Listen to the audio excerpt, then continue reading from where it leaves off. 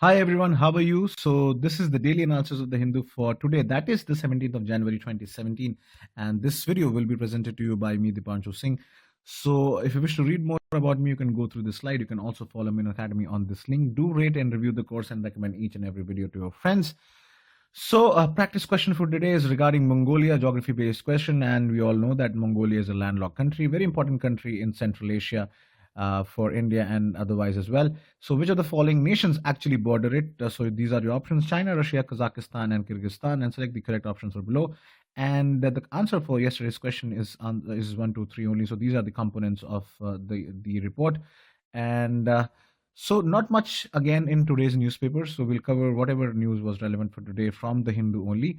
So the first one is regarding the GST stalemate. Though finally it has been resolved and the rollout has been deferred to July the 1st. So the GST Council finally has arrived at consensus on administrative control over tax assessment, and the July 1st has been set as the date of the rollout.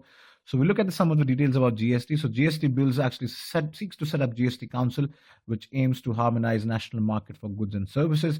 And the president must constitute the GST Council within 60 days of this act coming into force.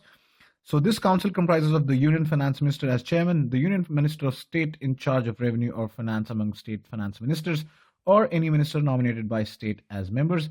And what is this 90/10 formula? So as per this formula of dual control of assessment between the central government and the state governments, for turnover of rupees 1.5 crore or less, the tax assessment will be done in the ratio of 90:10 between state and center tax administrative machinery. And for turnover above 1.5 crore, the assessment by both the center and the state administrative machinery is in the ratio of 50/50. So this is important. And assessment is actually an act of evaluation tax base on which tax has to be levied, and state will also have the power to levy tax on economic activity within 12 nautical miles of territorial waters. Those though giving such rights constitutionally rests with the center. So this is one advantage that has been given to the state governments, which was inherently under the control of the central government. So we'll update you as soon as we get more information and news regarding the GST rollout.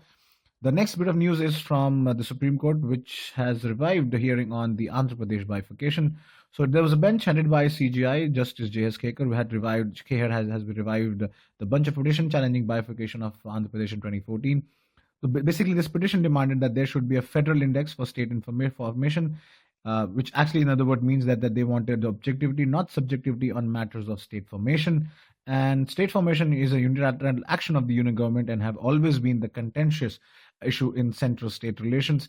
If you look at a lot of recommendations by several committees regarding central-state commissions, the Punchi report and others, the positive contended that the bifurcation of AP is unconstitutional and illegal as it is against the federal principles of basic structure of the constitution. And the judgment on this matter is bound to provide the objective criteria of state formation, that it should not become matter if pressure of politics or the pressure of politics in future.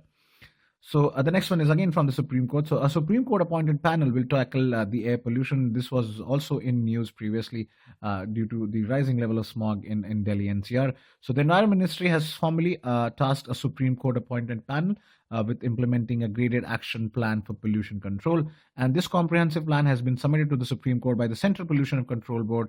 And now Supreme Court may ask the center to notify it. So this basically envisages measures like odd even car rationing that was done in Delhi from this last year and the year before that as well. Ban on construction activities if the PM 2.5 level breaches the 300 this level of 300 mg per cubic meter level, and if the PM 10 breaches the level of 500 for 2 consecutive days. And earlier also, the Environment Ministry launched the Air Quality Index in 2014 as a continuation of initiatives on the Swachh Bharat mission under the National Air Monitoring Program, which is covering actually 240 cities. And according to the Air Quality Index, which is a comprehensive index involving sulfur, nitrogen. So this is important. You need to be aware and know very well which all components are being measured under this air quality index. So it involves sulfur, nitrogen, emission, particulate matter 2.5 and 10. There are a lot of various categories of air quality levels, starting from good, which is measured by 0 to 50 on a scale of 0 to 50, to severe, that is the worst case, from 405 to 500. So the important thing about this is what are the criteria, and second thing that I told you is that you need to be aware of which all things are measured as per the air quality index. The next bit is about the business page news. So the upcoming budget may have some schemes or some announcement by the government to help, help the startups in India. So to mark the first anniversary of the Startup India initiative, the Commerce and Industry Minister has said that the government is actually looking to do away with the legislative hurdles faced by startups. There was a huge upcry by by some of the e-commerce companies in India against favoring the global giants like Amazon and others. And this is in light with that there can be some regulation relaxations for the startups in India, and the center is also roping in state governments and local authorities to look into the issues relating to the local tax and other problems. And the DIPP, that is the Department of Industrial Policy and Promotion, will also hold a meeting with banks regarding this.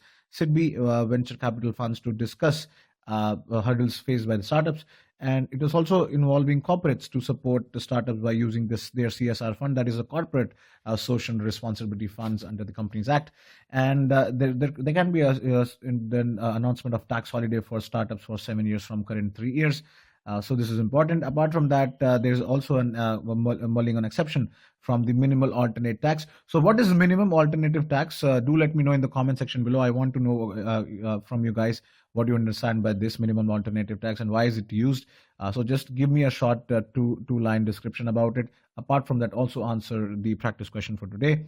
And since I've already given you the answer over here in the slide, but then still you can give me an extra detail. Why is it applied? So MAT is actually the minimum alternate tax amount of tax, 18.5% of the book profits that every corporate is required to pay irrespective of its taxable income. So that tax holiday under Section 80 of the income tax is not misused. So, but then there are certain concepts about the MAT which I need to know from you guys. So do mention that in the comment section below. And the last bit of news is from the international page. So the warships which have been sold to Pakistan is not gifted. That's as what has been which has been stated by China. So China has clarified that it has not donated the two warships, but was a part of legitimate military trade between the two countries. So this is a news because two warships were at Gadar port to safeguard the CPEC, that is the China-Pakistan Economic Corridor, which is so much important with China, obviously due to for its very important project of the One Belt One Road initiative and the maritime Silk Route. So on asking whether whether they will support India's ban on Jaish-e-Mohammed, they said that China also needs some base on this decision, needs to take some decision based on solid evidence. And simply speaking, China would again block on Masood Azhar. So that is very much understood that they are not going to support India on this issue. And also on the NSD issue, China again stalled India's entry into 48-member elite group, saying that membership is not to be considered as farewell gift that countries give to each other. So this is the real geopolitics taking place between India and China. So it will have certain degree of effect once Donald Trump takes charge and he decides his policies against China and his policies with working with India and Prime Minister Modi. So guys, this is it for today's video, though not much to be covered. We have covered the editorials in the editorial section, and do watch that video and do recommend each and every video once you watch them so that we can reach out to maximum number of people and also get to know whether you like that day's video. So mention your answers that I have asked in the video regarding MAT, that is the minimum alternative tax, and also the practice answer question for today. So till next video, I hope you have a good day. Thank you so much.